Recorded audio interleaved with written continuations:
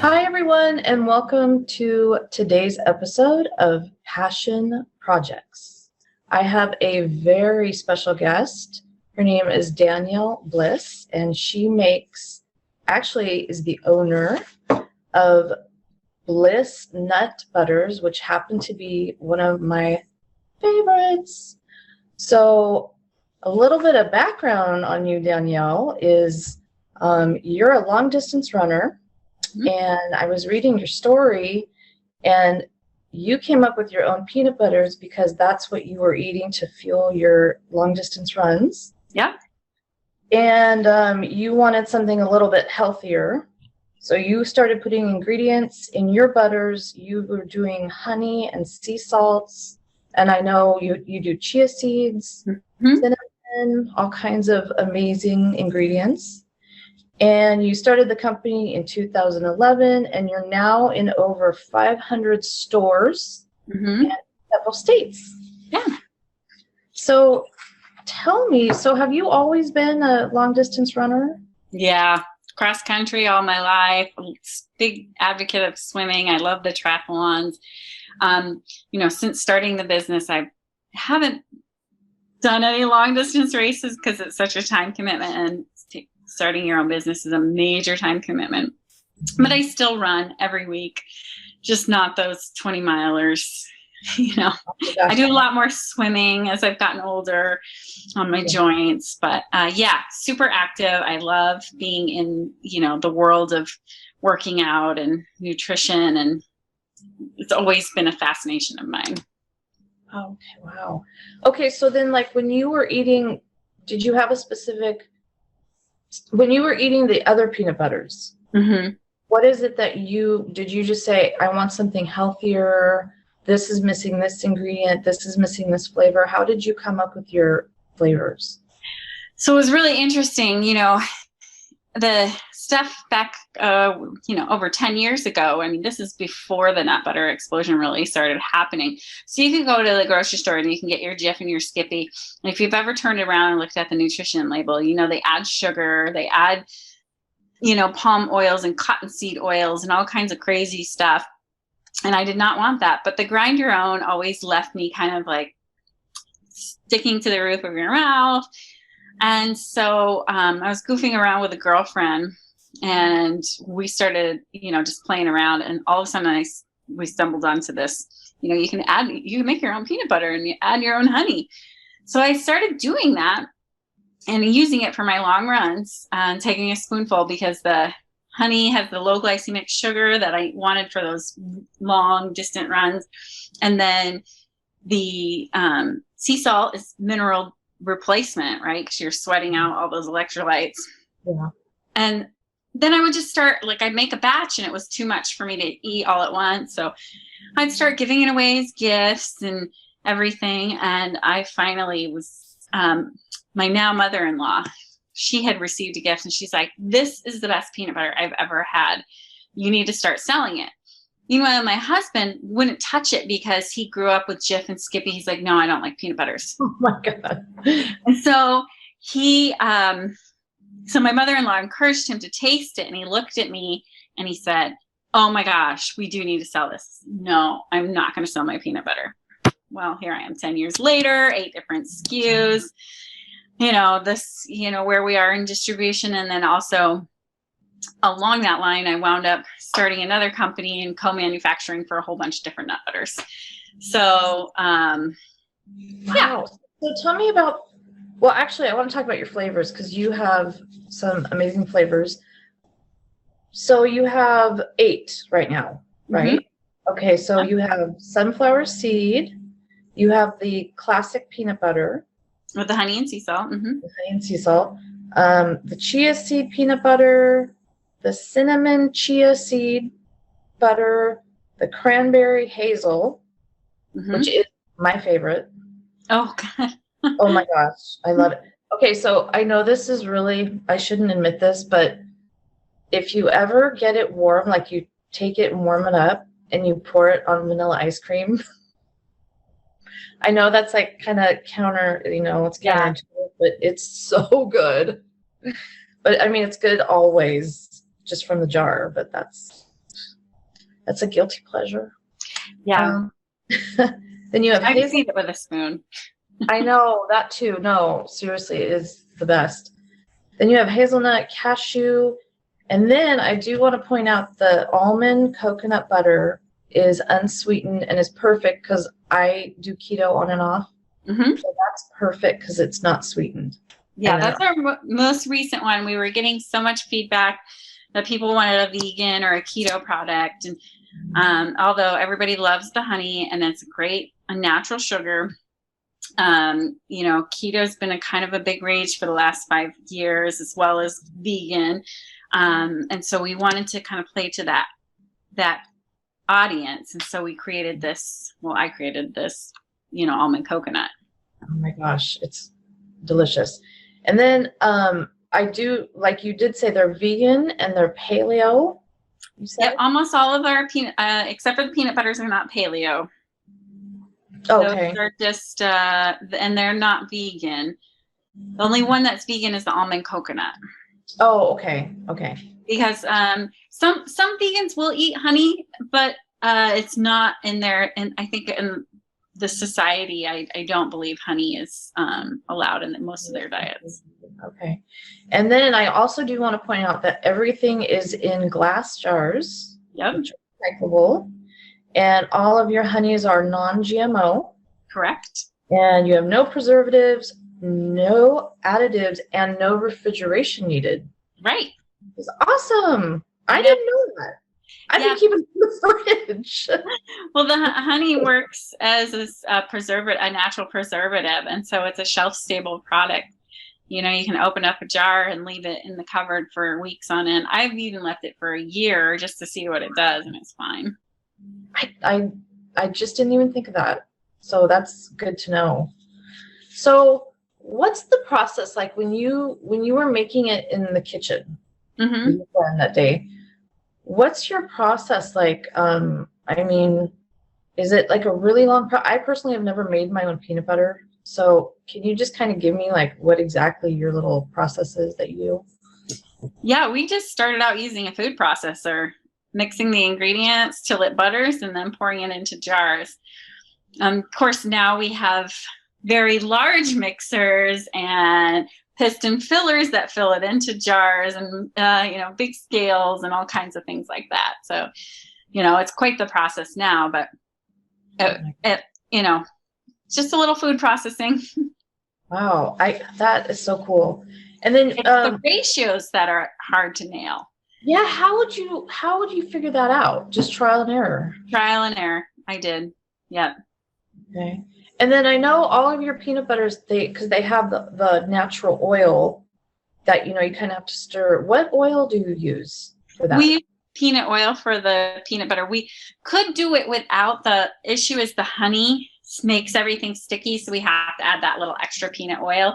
And so it's essentially just adding a little extra of the peanut oil that you would extract from a nut by buttering it. Okay. So the almond coconut, of course, coconut oil, and then the cashew, sunflower, and the hazelnuts are used a sunflower oil. Oh, okay. Because it's non-allergens, just really easy. Yeah. Okay. And then when we were talking earlier, you mentioned about how you do co-packaging facilities. Yeah. Could you kind of explain that a little bit? Yeah. So 6 years ago or so, we had found a local co-packer, and we needed some, we were getting all these orders coming in. We went to Expo West. We got, distribution in the Midwest and California and all this stuff in Texas. And so we were like, okay, we need help making this. Well, turns out this guy's a crook, and he actually bankrupted a couple businesses, and he was misappropriating funds. So we got a legal team, and we got all of our stuff out of there. We got our money back and escaped by the skin of our teeth. We took that money that we invested with him and bought some equipment of our very own and started looking for space. And we said, we're never going to use a co-packer again. Well, all of a sudden, now we have this overhead of a space and machines, and we weren't using it at 100%. So we said, well, what do we do now? Well, I started calling. I'm like not the only peanut butter person in town, for business. So I started calling all my competition and said, hey, would you like to me to make your product so you can focus on the sales? And at first they were a little hesitant. So we got a few clients, and then I just put it up on my website. Hey, I offer these services.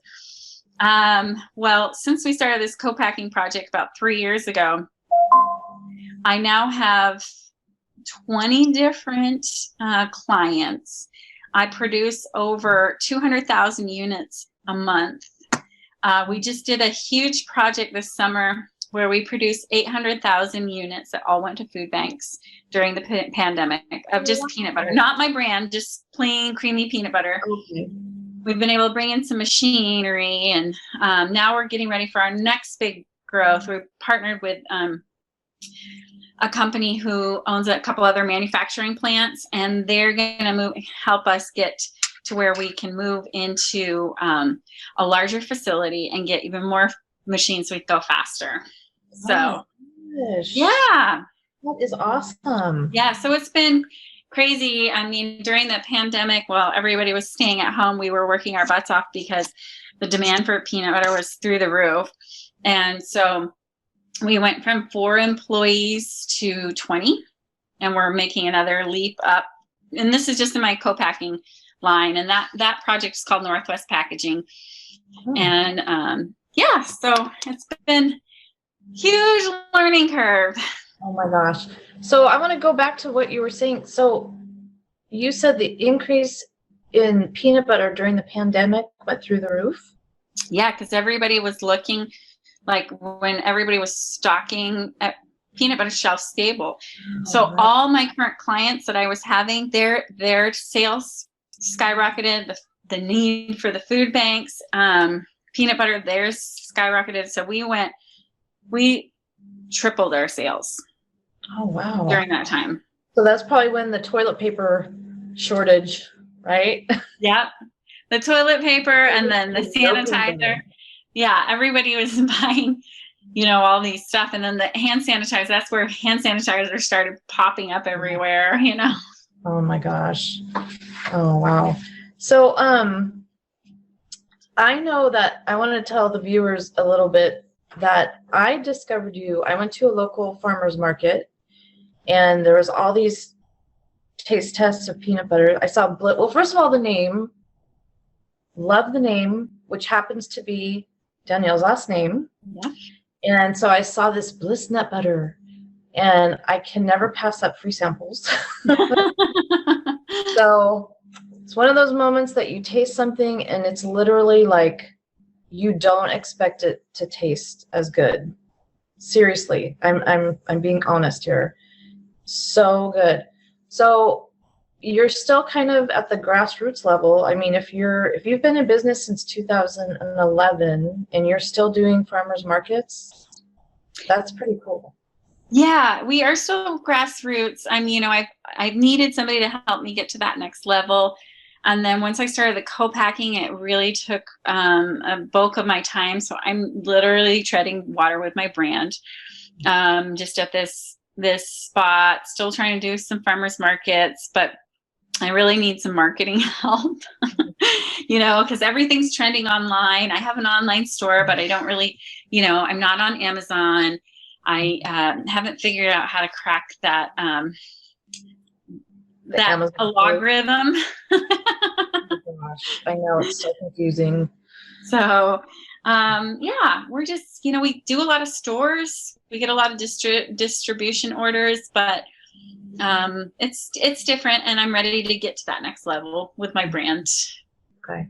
So what advice would you give for new entrepreneurs? I mean, how do you stay sane as far as or not give up? I think that's probably a big one, talking to people that you put your heart and soul into it and you don't see any progress, and it's like, how do you know just to stay in it that it will work?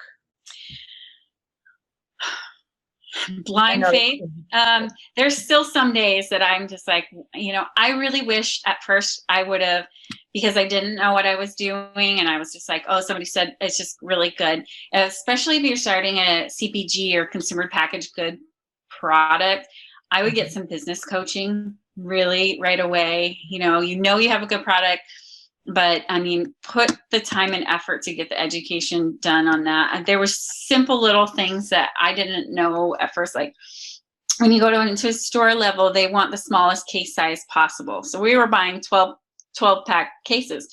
Well, when you start growing, they ideally want 6 packs, and you want 6 packs because they want you to give them a free fill. So it's a lot easier if you give them 6 jars rather than 12 for free.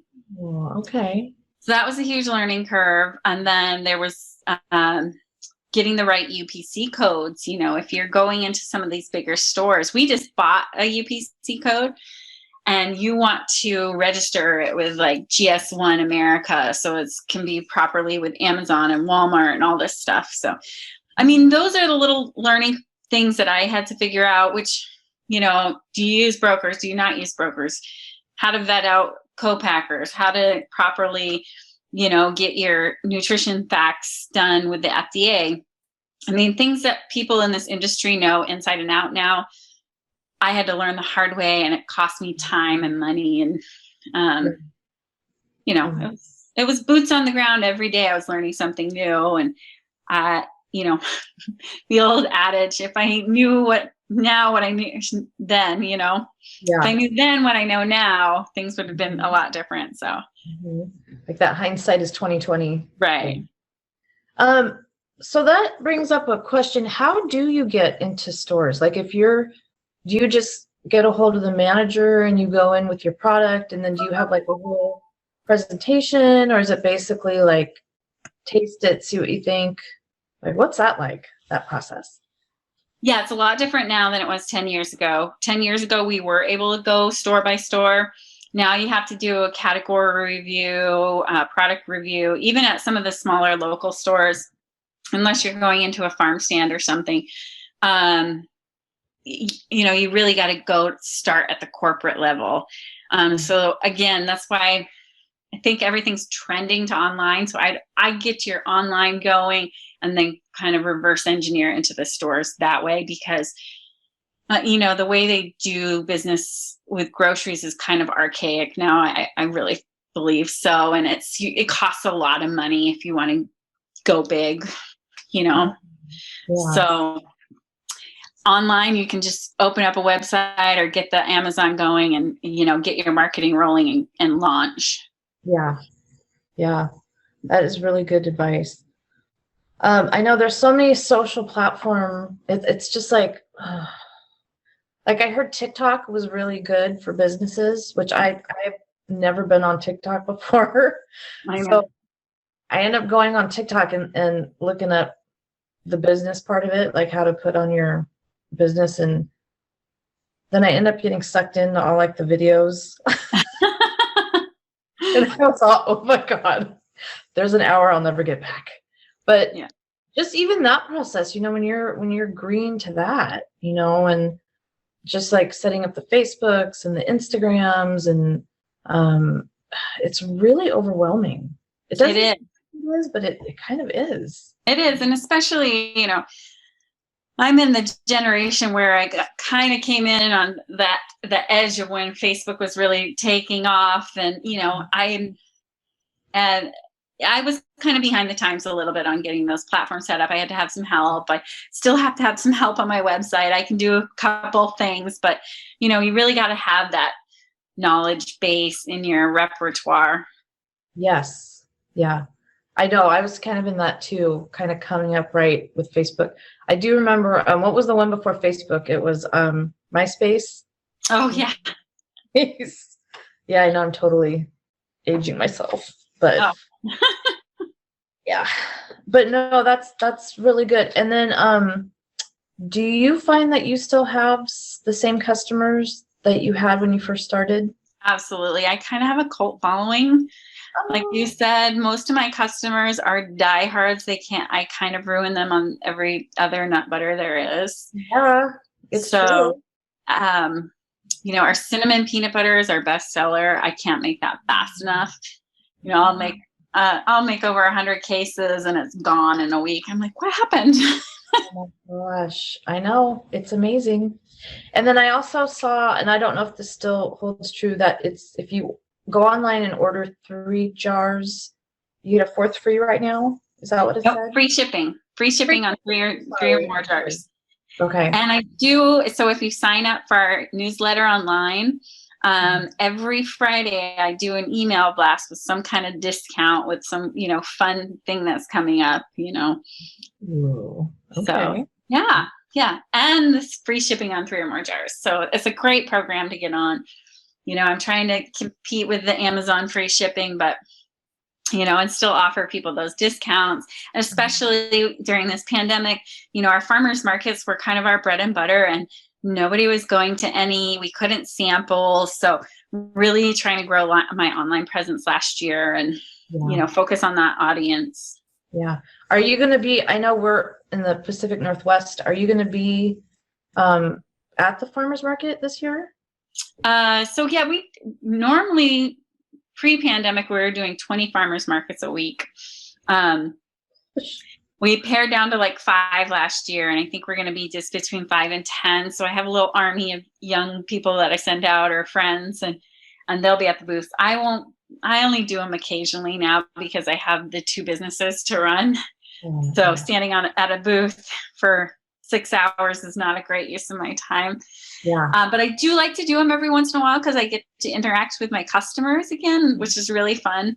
Mm-hmm. And you're outside, and normally, in the summer it's beautiful, but so we will be doing the Vancouver one, which you found us at, I think every other week. Oh, good. Okay, that's good to know. Hopefully you'll be there one day and I'll come over and be like, hey, girl. No, that is really cool. And then I'll, for the viewers, I'll put the link to Bliss Nut Butter so you guys can go on her website and check it out. If you're local in the Pacific Northwest, they do carry them. I know they're in Chuck's Produce. New Seasons. And I did see them in another store, Fred Meyer. Were you in There's a few Fred Meyers that carries them, yeah. Okay. And Zupan's in the Portland metro area, Market of Choice, kind of in the Eugene area, and a little bit in Westland. Okay, cool. So yeah, if you're local, go get them, I'm telling you. And if you're feeling like you need a cheat day, put it on some ice cream. I'm telling you, it'll change your life. So sure. I want to thank you. I know you're a really busy person, and I appreciate you taking the time to talk to me.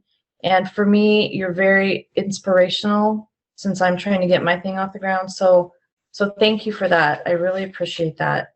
Yeah. And so you guys check her out. And if you like this episode, hit the like and subscribe button. And you can see all of my upcoming interviews with all kinds of exciting entrepreneurs. So again, thank you. Thank you, Mary. It was really fun talking to you. Yeah, and you have a good day. Okay, you too. Bye. Bye.